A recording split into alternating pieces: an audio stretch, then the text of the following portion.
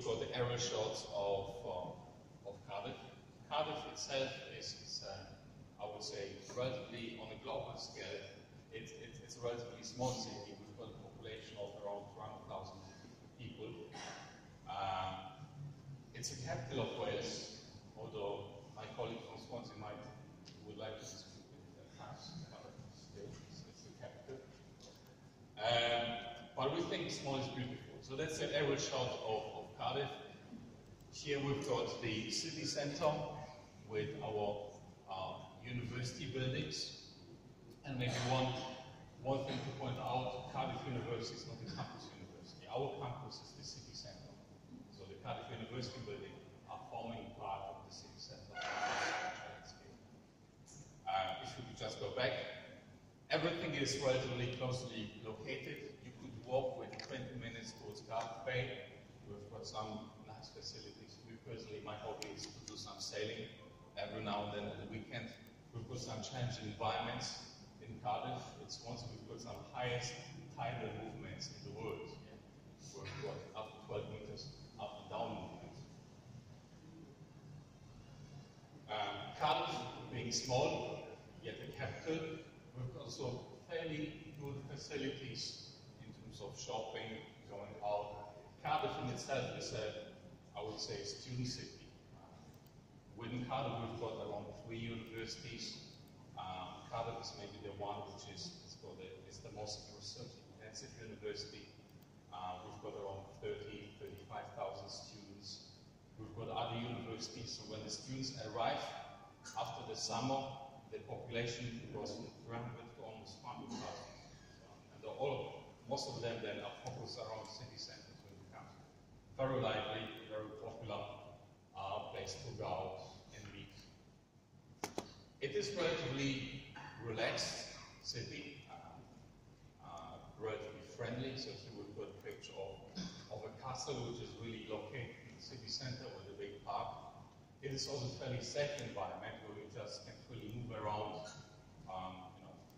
do some sightseeing with people without being afraid of safety, for your safety. And as I mentioned before, so that's one of our main buildings in Cardiff University. It's really part of the city centre landscape. As a result, the student can also, we've got student accommodations which is provided by the university. My experience is that the students use those accommodations only during the first year. Being part of being the city, it's also fairly straightforward to rent accommodation, to rent houses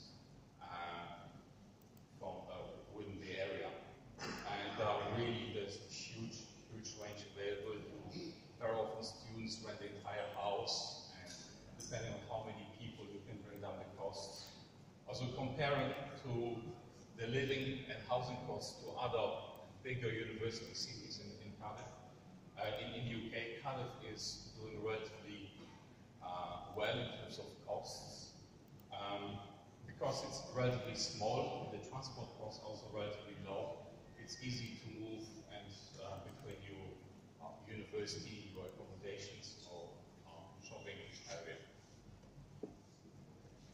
And I think also what I would like to highlight is the beauty of Wales. I think we had here before 2 other universities which are representing Wales.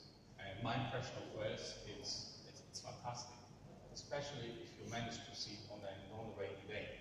There are not many of those, but nevertheless, if you catch like last summer, it can be just fantastic.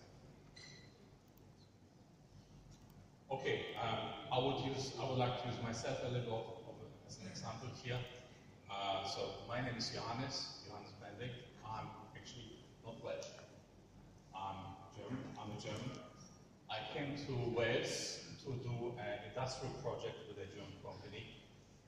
It was a 3-month project, 1997. So since then, I stayed in Cardiff for almost 20 years.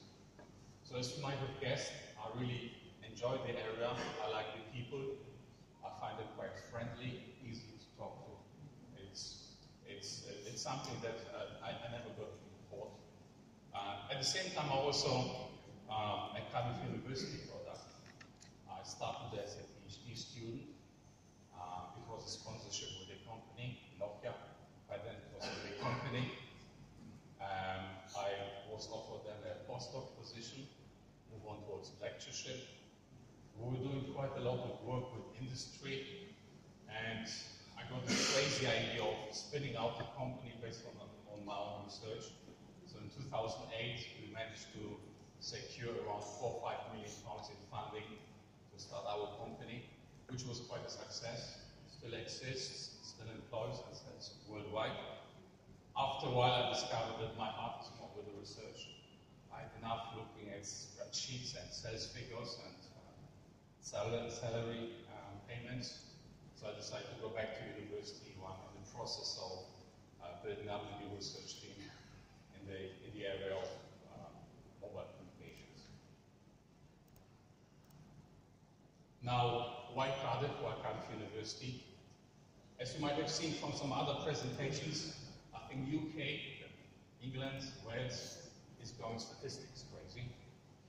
And we are not getting less of them, we are getting more of them. I'm not sure if it's the case in Indonesia. They have also many statistics in terms of rankings and popularity. Yeah? Something similar.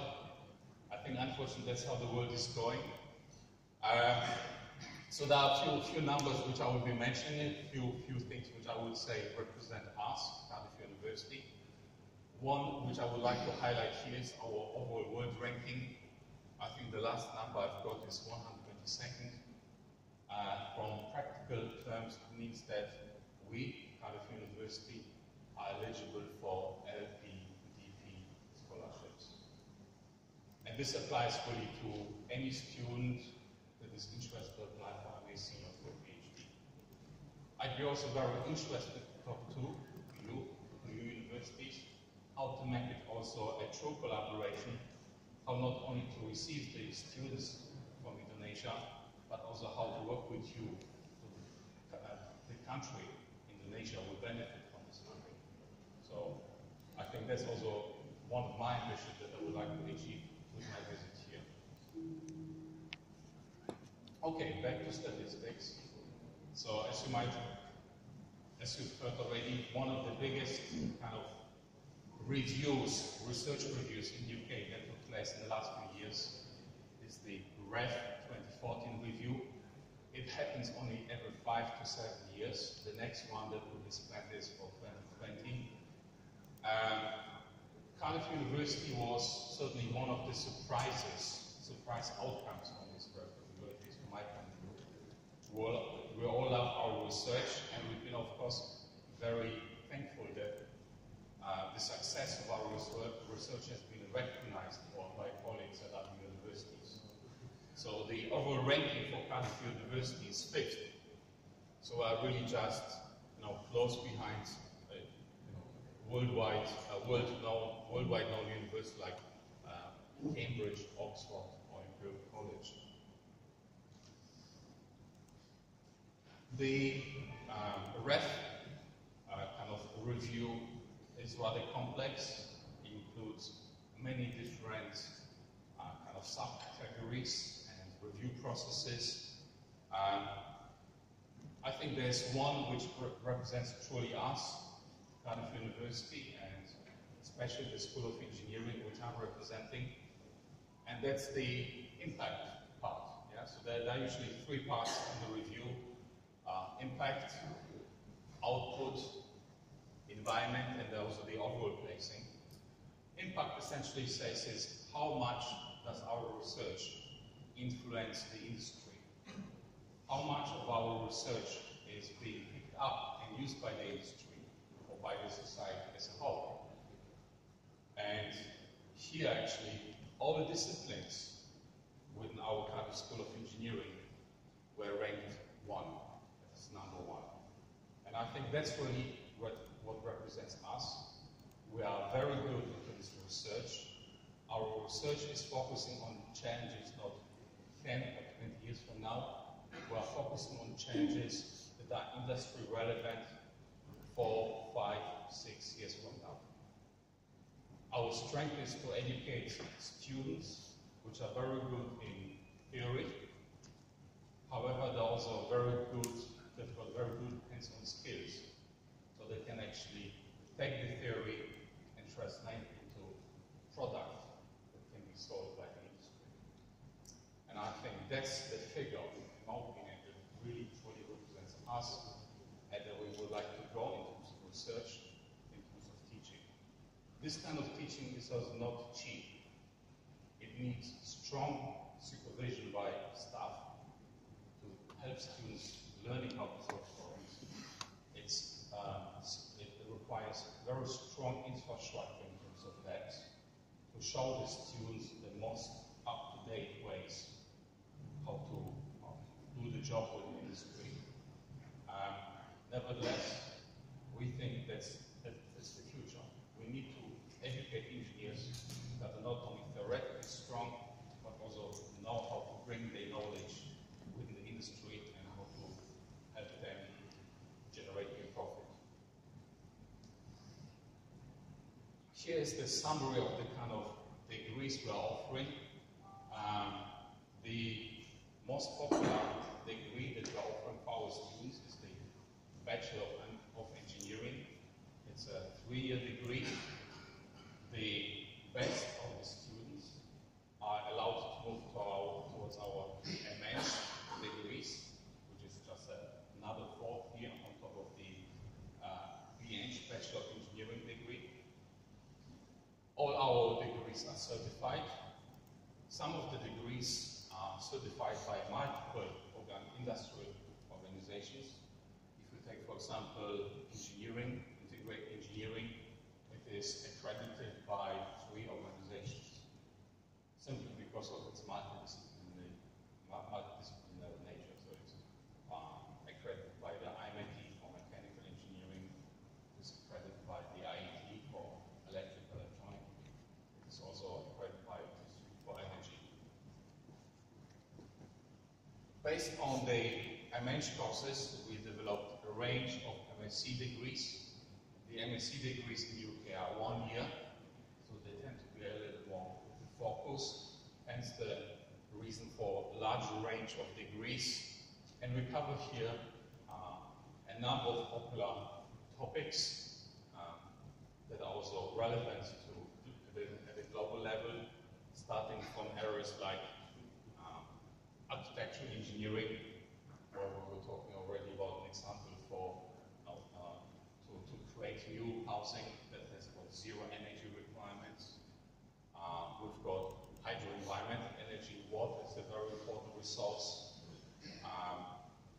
Sustainability and energy is also another important topic. Wind energy, how to actually bring it in and couple it to the electrical grid. How to create here some other new research topics that I include here also underwater turbines to make it to tap into a new energy resource. On the electrical side, we are working here a lot with the high voltage industry, for example, to create some new generation of isolators for the power line construction. And on the electronic side, this is the part 1 actually actively teaching. We focus a lot with on the collaboration with wireless mobile industry. However, that's not the only area. Some other topical areas where we involved is, for instance, the use of microwave energy for characterization of materials. This could be live measurements of oil and oil quality. This could be also live measurements of tissue. One of the applications that we developed is a sensor that allows us to measure blood glucose.